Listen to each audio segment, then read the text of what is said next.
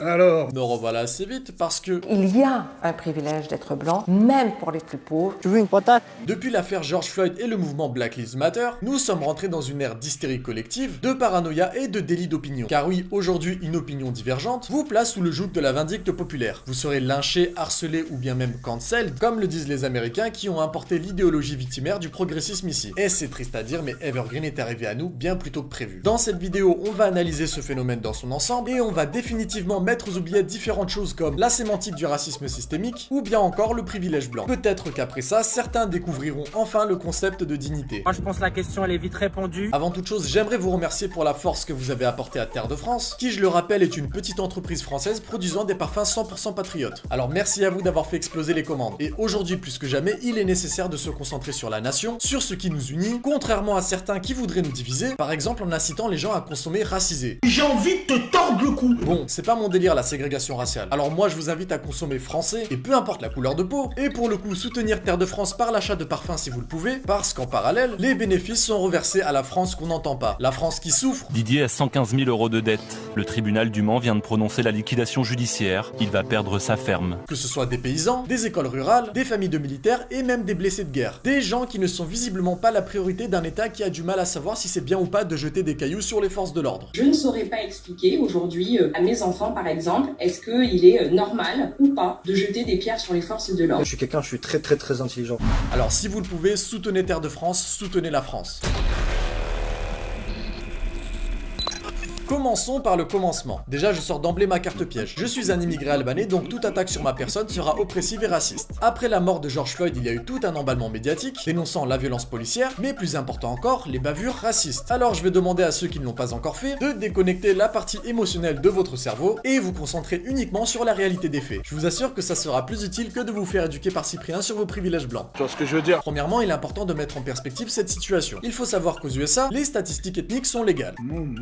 Elles sont d'ailleurs disponibles sur le site du FBI. On va évidemment tenir compte de la population noire, blanche, hispanique et j'en passe pour que ce soit cohérent. Parce que bon, les blancs représentent quand même 76,5% de la population. C'est-à-dire qu'en mettant en exergue toutes ces données, que ce soit le pourcentage de la population, le nombre de crimes en fonction de l'ethnie, le nombre de tués par la police, et même les meurtres intra- et interraciaux, les études montrent clairement qu'il n'y a aucun biais racial dans le nombre de personnes tuées par la police. Ceci étant le premier point. Deuxièmement, ces études n'excluent en aucun cas la présence d'actes racistes, que ce soit envers les noirs, les blancs, les hispaniques et...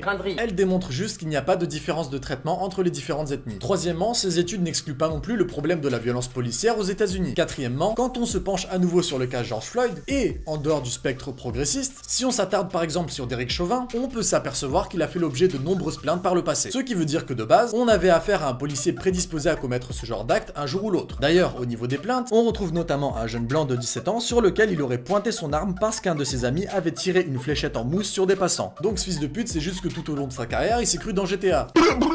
Au vu de tous ces éléments, et encore, il y en a tellement à prendre en compte, on ne peut nier qu'il y a des abus et des violences policières, mais on peut sévèrement remettre en doute l'idée d'un acharnement meurtrier sur une partie de la population. Par contre, on peut effectivement parler de biais raciaux dans d'autres contextes qui ne sont pas des meurtres. Par exemple, une étude montre entre autres que les contrôles routiers étaient plus fréquents envers la population noire que blanche. Là où certains crieront au racisme, on pourrait le justifier par le contexte de la pauvreté, qui entraîne une surcriminalité, qui entraîne elle-même un abus de contrôle. Ce qui nous amène non pas à un problème de race, mais à un problème social. Maintenant, il faut se mettre dans le contexte US et c'est là que tout se complique. Vous n'êtes pas sans savoir que les élections approchent à grands pas, qu'il y a une guerre électorale entre démocrates et républicains, opposant Trump à Joe Biden, qui était d'ailleurs vice-président des États-Unis de 2009 à 2017, donc durant la présidence d'Obama. Et quoi de mieux que d'instrumentaliser un drame pour déstabiliser son opposant. On rappellera les propos de Joe Biden disant qu'un noir n'est pas noir s'il pense voter pour Trump. And you ain't black. Mais on reparlera après de cette incroyable condescendance progressiste qui, sous couvert de bienfaisance, infantilise et humilie les minorités en permanence. Tout ça a bien évidemment été récupéré par les indigénistes et l'extrême gauche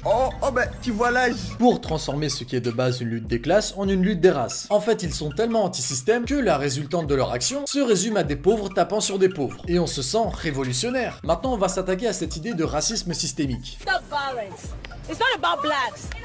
Unicorn world. That's not a unicorn world. I am black. I'm not oppressed. I am free. C'est le monde à l'envers. C'est une femme noire qui explique à une femme blanche qu'elle ne se sent pas oppressée. On est en dissonance cognitive totale. Est-ce que le monde il est à l'envers ou c'est moi qui est à l'envers? Et c'est de cette condescendance dont je vous parlais. On se retrouve avec de petits bourgeois blancs qui expliquent à des noirs qu'ils sont des victimes. C'est le même délire que la discrimination positive. Voilà comment fonctionne un examen d'entrée en mathématiques à Harvard. Les blancs n'ont ni bonus ni malus. Les asiatiques qui, selon l'université, réussissent mieux en maths partent avec un handicap de moins 140 points.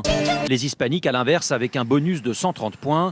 Et les afro-américains avec un bonus de 310 points. Des manques de respect, mais... Putain, mais c'est une humiliation d'avoir des points d'avance dans un examen d'entrée. Et comme je le dis tout le temps, il n'y a pas plus raciste qu'un antiraciste. Malheureusement, Netflix, Cyprien et TikTok vous rabâchent sans cesse des conneries systémiques et d'esclavage. Alors qu'aujourd'hui encore, il y a des sociétés qui le pratiquent. Évidemment, quand ta culture s'arrête au reportage Netflix, tu n'as aucune connaissance historique ou alors elle est fortement biaisée par l'idéologie, et en plus tu regardes le passé d'un point de vue contemporain, alors qu'il est bien plus complexe que ça. Comme je l'ai déjà dit en vidéo, tout le monde a déjà été l'esclave de quelqu'un. Il faut absolument combattre cette vision manichéenne de l'histoire. On peut entre autres parler des esclaves mahorais libérés par la France, de la princesse éthiopienne et ses esclaves, de la vente de jeunes filles vierges au Congo, et j'en passe. Non mais sans déconner, à un moment faut arrêter quoi. Il y a donc, selon les adeptes de la victimisation et les Chloé Stan Smith, un racisme systémique. Donc concrètement, un système raciste. Pourtant, que les choses soient claires, une fois de plus, il n'y a aucune loi aux US comme en France qui a vocation à être raciste. Et quand on voit que le mouvement BLM a été supporté par les GAFA, et quasiment toutes les grandes entreprises qui participent à l'éducation de la jeunesse, d'ailleurs c'est drôle de voir toutes ces entreprises soutenir le mouvement BLM, alors qu'en parallèle, ce sont celles qui utilisent des esclaves et prisonniers ouïghours pour faire des économies.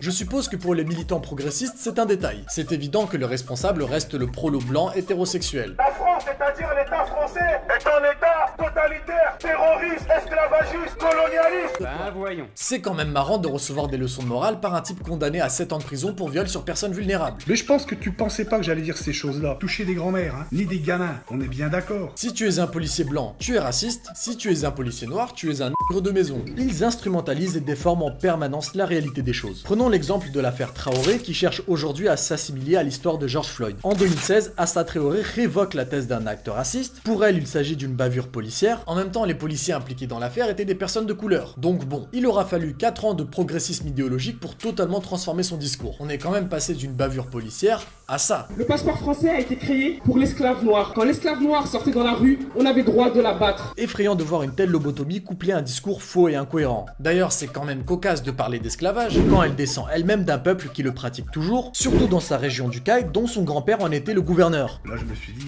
Black Lives Matter, ça dépend pour qui, ça dépend des intérêts, parce que visiblement, il y a une catégorie qu'on Black Lives Matter pas tellement que ça. Pas aussi contre l'esclavage négro-africain, l'esclavage coutumier qui existe dans la région de Caille. Tout simplement parce que quand ce n'est pas un blanc qui est responsable du drame, ce n'est pas assez bankable pour les indigénistes antiracistes. Les meurtres interraciaux qui représentent quand même la majorité des morts, African Americans make up 13% of the population, yet commit over 50% of the violent gun and drug crime in the United States. So 95% of that is to other blacks.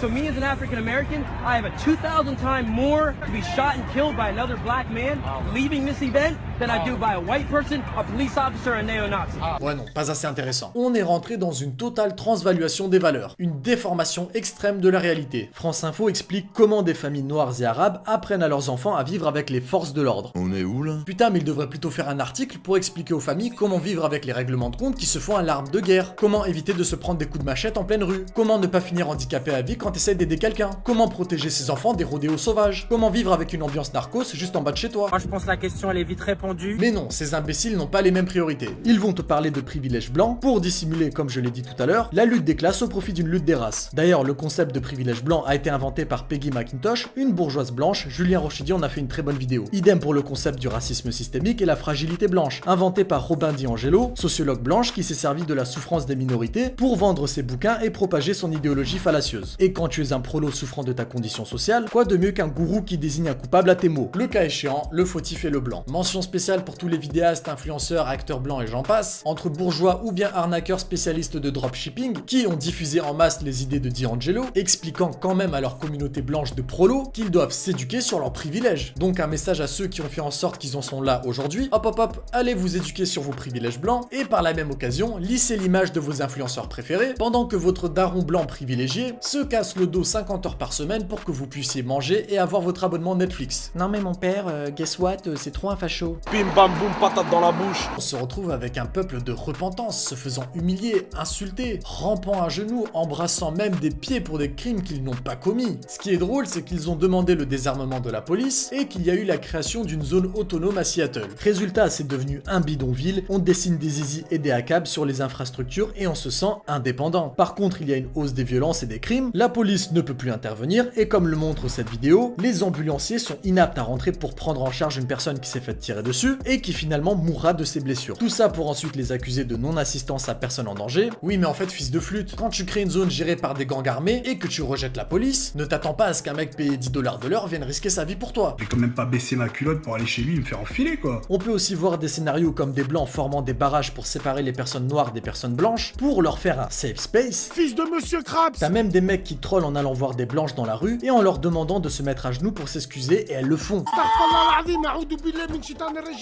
C'est quoi ce machin là? Mais en fait, ce que ces gens ne comprennent pas, c'est qu'en plus d'être haïs parce qu'ils sont blancs, ils le sont d'autant plus par leur servilité. Pour conclure, on est arrivé dans un virage civilisationnel extrêmement important, entre un ministre de l'Intérieur qui t'explique que l'émotion l'emporte face à la loi, les blancs qui s'excusent en permanence, et les personnes de couleur assimilées qu'ils traitent de vendus. Il est capital de s'unir sous l'étendard de la nation. Et ce, peu importe la couleur de peau, et arrêter de faire partie de la majorité silencieuse. Cette vidéo est maintenant terminée, tu peux dislike parce qu'une seule de mes vidéos suffit à décrédibiliser tous tes reportages Netflix. N'hésitez pas à partager la vidéo, me rejoindre sur Instagram, et n'oubliez pas de soutenir Terre de France pour soutenir la France. Sur ce, nos rages de l'esclavage. Rindry, va donner mon téléphone à Patrick.